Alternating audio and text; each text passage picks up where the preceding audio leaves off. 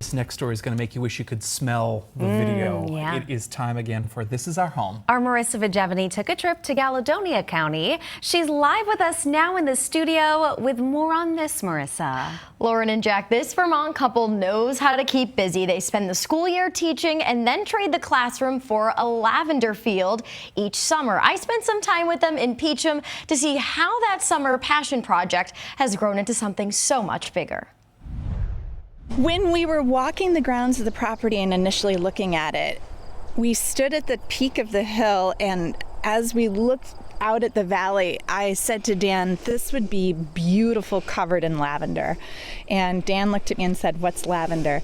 I think you now know what lavender is, right? Yeah. More than I ever would want to. That one idea has grown into what you see on this hillside, Peacham Lavender Farm. I spent a lot of time in Europe. Actually, I moved to Vermont from Germany, and I just have always loved the lavender fields of Europe, especially Provence. But growing lavender in Vermont is where real work began for Dan and Cindy Camber. We started with 300 plants, and we knew nothing about growing it. We just knew that it was pretty, that we liked it, but we had no idea what was involved in farming lavender.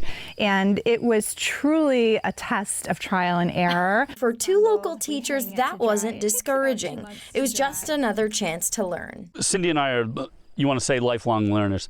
We both enjoy learning about so many things, and, you know, to learn lavender and to learn flowers and, you know, to learn farming. We both enjoy learning more. It's all beneficial to us in our lives. Honestly, it's the same process as being in the classroom and teaching the kids something they've never done before. And when they make a mistake, we have to remind them that we all make mistakes. It's okay, and we just learn from it and move on. Lavender loves hot and dry weather, so Dan and Cindy have spent years figuring out how to help a Mediterranean plant thrive in the Northeast Kingdom. Part of why we have our lavender on a slope is so that the water can run off. It's what's good for the plant to keep it dry. That lesson shows up during harvest too. Just don't ask them the best way to do it.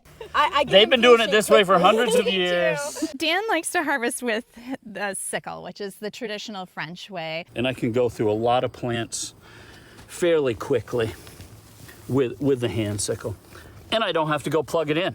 Cindy does it her way. For me, it's just faster and easier to work with electric shears. Heavy artillery. So I'm going to come in. This will be a little bit loud. Once the lavender is cut, that smells so amazing. That is insane. The work is far from over. Our neighbors are gracious enough. Peacham is really a wonderful community. We're so fortunate. So we have great neighbors who let us hang all of the lavender in their barn. Rubber bands are lavender drying best friend. So quick and easy. There we go. Yeah. Just like that. Perfect. Then Cindy gets creative. Room sprays, essential oils, simple syrup, and if you're lucky, berry lavender cobbler. For now, they're sharing their lavender at farmers markets, weddings, and community events. They hope to welcome visitors here someday, but what they've really grown goes beyond their field. I would say we're grateful for each other. It's a partnership.